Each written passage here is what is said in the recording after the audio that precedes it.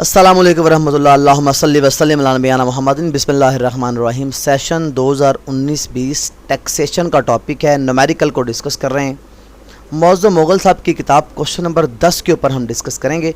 9 पहले डिस्कस हो चुके हैं, लिंक डिस्क्रिप्शन में मौजूद है। इसके अलावा टैक्सेशन के ऊपर एक कंप्लीट प्लेलिस्ट जिसके अंदर मैंने पूरी बुक के कॉन्सेप्ट समझाए हुए हैं, वो इसी वीडियो के एंड पे आपको मिल जाएगी। जहाँ पे ये वीडियो ख़त्म होगी वहाँ पे वो आपको मिल जाएगी इंशाल्लाह ताला। अगर आप आई.कॉम, बी.कॉम, ओ लेवल, ए लेवल में किसी भी अकाउंटिंग को समझना चाहते हो तो मेरे नंबर पर रब्ता कर सकते हैं। सब्सक्राइब करें, बेल पे क्लिक करके नोटिफिकेशन को ऑन कर दें ताकि आने वाली तमाम वीडियो आपको डायरेक्टली मिलती रहें। इस वॉलंटरली वर्क के ऊपर मेरे लिए, मेरे माँ बाप के लिए दुआ कीजिएगा। अल्लाह सेहत और ईमान वाली ज़िंदगी दे। मेरी दुआ है अल्लाह ताला आप सबको ज़िंदगी के हर इम्तिहान में कामयाब करे। इस वीडियो के अंदर हम क्वेश्चन नंबर 10 को डिस्कस करेंगे। अगर आप 10 क्वेश्चन जो बिल्कुल डल बच्चे हैं, जो बिल्कुल इसको पास करना चाहते हैं, वो अगर 10 क्वेश्चन को अच्छे तरीके से कर लेते हैं तो मेरा इंशाल्लाह अंदाज़ा है 100% नहीं तो वो कम से कम 50-60% पेपर को अटैम्प्ट कर लेंगे, क्वेश्चन को अटैम्प्ट कर लेंगे। अगर बहुत अच्छा करना चाहते हैं तो 15 क्वेश्चन तक सॉल्व कीजिएगा। मेरी कोशिश होगी कि मैं आपको 15 क्वेश्चन तक आपको करके दूं, लेकिन बहरहाल 10 तक आज आपको मिल जाएंगी। बाकी दुआ करें अल्लाह मुझे तौफीक दे, बाकी भी मैं कर दूँ। वक्त की किल्लत बहुत ज़्यादा है, इसलिए मैं जितना कर सकता हूँ मैं ज़रूर करता हूँ। स्टार्ट करते हैं जी। Compute the taxable income mister Mohammad Mujtaba working as a teacher in a recognised university who during the tax year ended 30th June 2019 enjoy income from following sources। Basic salary आपके पास 14,000 है, क्वालिफिकेशन पे 1,20,000 है, 14 lakh 1,20,000, house rent allowance 7 lakh रुपया, ये तीनों taxable हैं। हम solution में चलते हैं। क्वेश्चन नंबर 10 है आपके पास, mister Mohammad Mujtaba as a teacher है, बाकी 4 हेडिंग सेम आएंगी। हम बेसिक सैलरी में आ जाते हैं। बेस सैलरी 14 लाख रुपया टैक्सेबल है, क्वालिफिकेशन पे भी टैक्सेबल है और हाउस रेंट अलाउंस भी टैक्सेबल है। नेक्स्ट चलते हैं। अलाउ हिज पर्सनल कार, इस बात की इजाज़त है उसको कि वो अपनी पर्सनल कार को ऑफिस के लिए इस्तेमाल करें और उसके लिए उसे क्या मिलेगा, reimbursement of car running and maintenance expenses amounting 80,000 रुपया उसे मिलेगा, जिसमें से 10% उन अखराजात का वो अपनी ज़ाती इस्तेमाल में खर्च करता है। इसमें से 10% उसका ज़ाती इस्तेमाल है, बाकी ऑफिस के लिए। तो इसको हम कैसे करेंगे, यहाँ लिखेंगे कन्वेंस, हेडिंग देंगे रीइंबर्समेंट ऑफ रनिंग कॉस्ट 80,000 का 10%। वो जितना हिस्सा वो ज़ाती इस्तेमाल के लिए कर रहा है उतना 10% रेट है उसका ज़ाती इस्तेमाल के लिए, तो 8,000 रुपया टैक्सेबल हो जाएगा। इस सवाल के अंदर हमारे पास प्रोविडेंट फंड का टॉपिक शुरू हो रहा है, तवज्जो कीजिएगा। Employee's contribution to recognized provident fund, employee ने अपने रिकॉग्नाइज प्रोविडेंट फंड के अंदर कंट्रीब्यूशन की है, फिर एम्प्लॉयर ने भी उतनी ही की है, फिर इसके ऊपर इंटरेस्ट लगा 20%। इन तीनों का ट्रीटमेंट करते हैं। सबसे पहले है contribution from employ already included in salary, ये एग्जाम्प्ट हो जाएगा। फिर कंट्रीब्यूशन फ्रॉम एम्प्लॉयर, इसके ऊपर रूल है, इसने कंट्रीब्यूशन की है 1,40,000 रुपए की, और इसके ऊपर रूल ये है इसमें कितनी डिडक्शन हो सकती है, कितनी इजाज़त है, बाकी टैक्सेबल होगा, कितनी इजाज़त है कि आप एग्जाम कर सकते हैं। इजाज़त है, आपने 2 रूल याद करने हैं। सैलरी का 10%, सैलरी कितनी है 14 लाख, 14 लाख का 10%। अगर सवाल में डियरनेस अलाउंस दिया होगा फिर इन दोनों को जमा करके दोनों टोटल का 10% करेंगे। 14 लाख का 10% या अप टू 1.5 लाख, इन दोनों में जो रकम छोटी होगी उसको एग्जाम्प्ट कर देंगे। तो 1,40,000 छोटा है, 1,40,000 को माइनस कर देंगे तो बाकी 0 आ जाएगा। अगर यहाँ पे रकम 1,80,000 होती तो इसमें 40 माइनस करके बाकी 40,000 रुपया टैक्सेबल होता। बहरहाल इसमें ऊपर नीचे रकम बराबर आ गई है तो माइनस करके 0 आ जाएगा। इसके बाद था इंटरेस्ट। इंटरेस्ट के ऊपर क्या रूल है, इंटरेस्ट के ऊपर रूल है कि जितना इंटरेस्ट आपको दिया हुआ है वो यहाँ लिखेंगे 56,000 रुपये। ये है 20%, सवाल में दिया हुआ है कि ये इंटरेस्ट 56,000 20% है। ये 56 का ये 56,000 कैसे आया 20%, आप इसका हिसाब लगा लें। एम्प्लॉय ने की है 1,40,000 और एम्प्लॉय ने की है, एम्प्लॉय और एम्प्लॉयर दोनों ने 1,40,000 रुपये किया है, तो 2,80,000। 2,80,000 का अगर हम 20% करें तो ये 56,000 रुपये इंटरेस्ट बनता है साल का, वो आ गया। गवर्नमेंट कहती है 16% तक आपको एग्जाम्पशन है, और 1/3 ऑफ सैलरी। इसके अब ये रकम निकालने के दो तरीके हैं, या तो आप ये करें, आपकी टोटल 280 है, अब टोटल 280 है, 280 का 16% निकाल लें, 44,800 रुपये आ गया, ये आ गया। या इसका दूसरा तरीका ये है कि ये जो आपके 56,000 है इसको 20 पे डिवाइड कर दें, क्योंकि ये 20% है, और 16 से मल्टीप्लाई कर दें, 44,800 रुपये एक रकम आ गई। दूसरा रूल है 1/3 ऑफ सैलरी, 14 लाख का, ये जो 14 लाख बेसिक सैलरी है इसका 1/3 ले लेंगे, 4 लाख आ जाएगा। इन दोनों में जो रकम छोटी है उसको हम एग्जाम्प्ट कर देंगे, 44,800 को माइनस कर देंगे इसमें से, बाकी 11,200 रुपया टैक्सेबल आ जाएगा। नेक्स्ट पॉइंट है जी life insurance premium paid by employer, ये टैक्सेबल है। Grant receive from benevolent fund, अब देखें पहला पॉइंट है इसका जो आपको उन्होंने दिया जनाब, ये यहाँ पे है,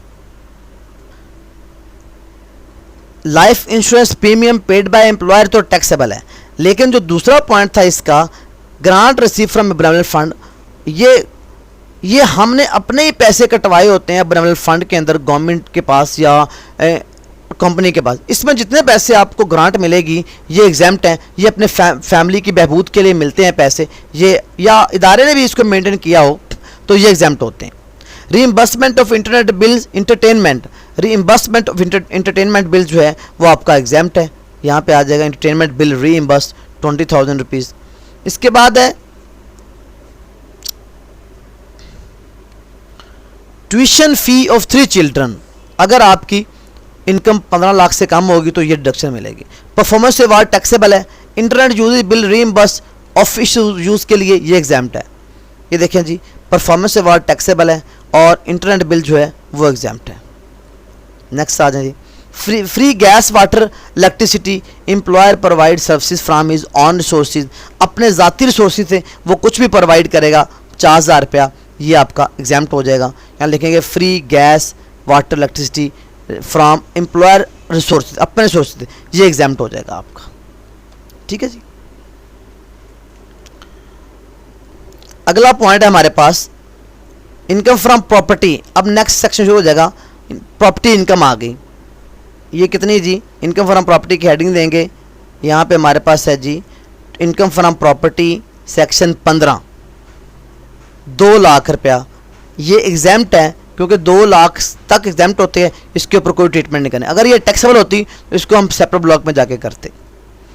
नेक्स्ट पॉइंट है प्रॉफिट फ्रॉम स्पेकुलेशन बिजनेस, ये 60,000 रुपया इनकम फ्रॉम बिजनेस में आएगा, प्रॉफिट फ्रॉम स्पेकुलेशन बिजनेस ये टैक्सेबल है। इसके बाद है शेयर ऑफ एसोसिएट पर्सन, ये सवाल के एंड पे हम जमा कर देंगे।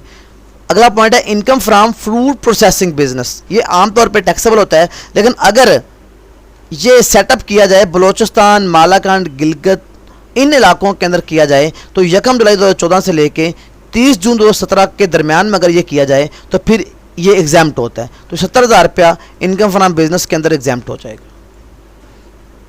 इसके बाद है जी profit on debt, markup on housing scheme, ये जो हाउसिंग स्कीम के ऊपर मार्कअप होता है ये आपकी डिडक्शन है। अगर खाली लिखा हो ना प्रॉफिट ऑन डेट ये एफटीआर में जाता है, लेकिन अगर मार्कअप ऑन हाउसिंग स्कीम हो तो इसको हम डिडक्शन में लिखते हैं, फिर ये इधर डिडक्शन में आ जाएगा हमारे पास markup on housing scheme. Actual amount 80,000, taxable income का 50% रूल है, मैक्सिमम 20 लाख रुपया, जो रकम छोटी है उसको हम डिडक्ट कर देंगे। इसके बाद है जी rent of agriculture land use for agriculture purpose, ये एग्जाम्प्ट है, इनकम फ्रॉम अदर सोर्सेज में आएगी। ये देखिए इनकम फ्रॉम अदर सोर्सेज में रेंट ऑफ एग्रीकल्चर लैंड